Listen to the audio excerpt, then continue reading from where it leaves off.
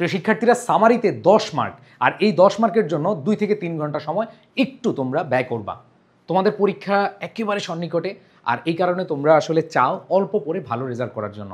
So তোমাদের উদ্দেশ্যে বলছি যে সামারিতে 10 মার্কের প্রস্তুতির জন্য তোমরা এই প্যাসেজগুলো কোনোভাবে মিস করে যেও না। আমি বলছি তোমাদেরকে বেশি সময় দিতে হবে এরকম না, তোমরা জাস্ট হচ্ছে যে প্যাসেজগুলো পড়ে আসছো, দেখো এই যে তোমাদের সামারি বলো, ফ্লোচার্ট বলো, এমসিকিউ অ্যান্সারিং কোয়েশ্চেন বলো, এগুলোর জন্য তোমরা কিন্তু প্যাসেজ পড়ে আসছো।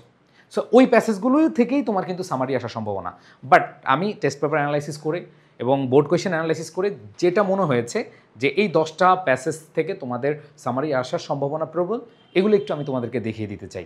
এবং সামারিতে বেশি সময় কিন্তু লাগবে না, জাস্ট এই 10টা প্যাসেজ থেকে তুমি সামারি যে কোনো জায়গা থেকে তুমি পড়ে ফেললে আর কোনো সমস্যা নেই। সো প্রাণপ্রিয় শিক্ষার্থীরা, দেখো the negro is still not free, দেখো এখান থেকে তোমাদের আসলে সামারি আসার সম্ভাবনা আছে।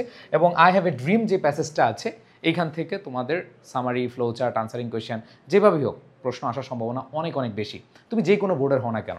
এরপর দেখো ড্রিমস হ্যাভ ফ্যাসিনেটেড, দেখো এই যে ড্রিমস প্যাসেজটা মনে রাখবা, তোমরা যারা এইচএসসি 25 রয়েছ, এডুকেশন, ড্রিমস, মেডিটেশন, অ্যাডোলেসেন্স এগুলো এবং ইকোট্যুরিজম, এগুলো তোমাদের জন্য অনেক অনেক বেশি ইম্পর্ট্যান্ট। ওকে, সো এখানে দেখো ড্রিমস থেকে আসছে, এই যে ইকোট্যুরিজম থেকে। এরপর দেখো জাঙ্ক ফুডস খুবই খুব ইম্পর্ট্যান্ট সামারির জন্য। আবার স্পেন্ডিং তোমরা জানো যে তোমাদের স্পেন্ডিং নিয়ে হচ্ছে প্যাসেজ রয়েছে, এবং spending, we spend money for different reasons, আবার spending may make us happy or unhappy, মানে ওই প্যাসেজ থেকে হয় শুরুর অংশ থেকে তোমাদের আসতে পারে অথবা দ্বিতীয় অংশ থেকে আসতে পারে। এরপর হচ্ছে দ্য ফেমাস গ্রিক ফিলোসফার, তো এইটা তোমরা দেখছো হিউম্যান রিলেশনশিপ প্যাসেজ থেকে তোমাদের কিন্তু সামারি আসার সম্ভাবনা রয়েছে। এরপর হচ্ছে the success of Kalsindur girls, এইটা তোমরা পড়েছো, কলসিন্দুর গার্লসদের যেই সফলতা, এটা নিয়ে তোমাদের কোয়েশ্চেন আসতে পারে। Education gives us knowledge, the act of thinking deeply. So meditation, দেখো তোমরা একটু খেয়াল করে দেখো, মেডিটেশন, তারপর হচ্ছে এডুকেশন, অ্যাডোলেসেন্স, ড্রিমস, তারপর হলো তোমাদের ইকোট্যুরিজম এবং জাঙ্ক ফুডস।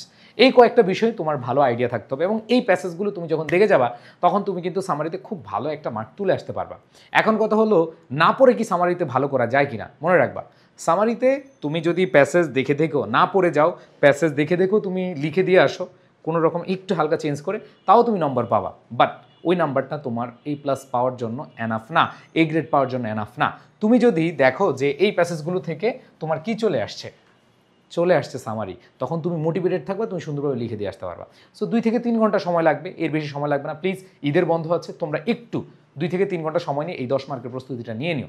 আর আবারও বলছি, তুমি যে কোনো বোর্ডের হও না কেন, তোমার এই যে 12 থেকে 13টা প্যাসেজ, এই 12 থেকে 13টা প্যাসেজ পড়লেই কিন্তু সামারি, ফ্লোচার্ট, ইনফরমেশন ট্রান্সফার এবং এমসিকিউ, আনসারিং কোয়েশ্চেন সবই চলে আসবে। সো টেনশন নেওয়ার কিছু নাই। আর কমন না পড়লেও লিখে দিয়ে আসবা সামারি, কমন পড়লেও লিখে দিয়ে আসবা, না পড়লেও লিখে দিয়ে আসবা। সো এইটা মাথায় রাখবা, যারা আমার ক্লাসগুলো করে আসছো, তোমাদের উদ্দেশ্যে বলছি, একটা মার্কও ছাড়বা না। এখন অনেকে বলে, ভাইয়া আমার তো কমনই পড়ে না, তাহলে কীভাবে করবো? তুমি যে পড়তেছো, ধরো এই যে তোমরা সামারির যে প্যাসেজগুলো আছে এগুলো পড়বা, তোমরা ফ্লো চার্টের যে প্যাসেজগুলো আছে এগুলো পড়বা। যেটা ধরো ফ্লো চার্টের জন্য পড়েছো, সেটা ফ্লো চার্ট আসলো না, বাট সেটা সামারিতে চলে আসলো। তো তুমি ফ্লো চার্ট পড়তে গিয়ে যখন প্যাসেজটা পড়েছো, তোমার কিন্তু সামারিটা ইজি হয়ে যাবে। সো নো টেনশন, জাস্ট ভালোভাবে পড়ো। এই টপ 10 প্যাসেজ যেগুলো আছে এগুলো একটু দেখে যাবে সামারির জন্য। আর তোমাদের আমরা পরীক্ষার আগে তো রিভিশন ম্যারাথন ক্লাস বা সাজেশন ম্যারাথন ক্লাস নিব, ওই ক্লাসগুলো তোমরা থাকবা। আশা করি তোমাদের অনেক অনেক অনেক একটা বুস্টিং প্রিপারেশান হবে। তো সবাই ভালো থেকো, আল্লাহ হাফেজ, আসসালামু আলাইকুম।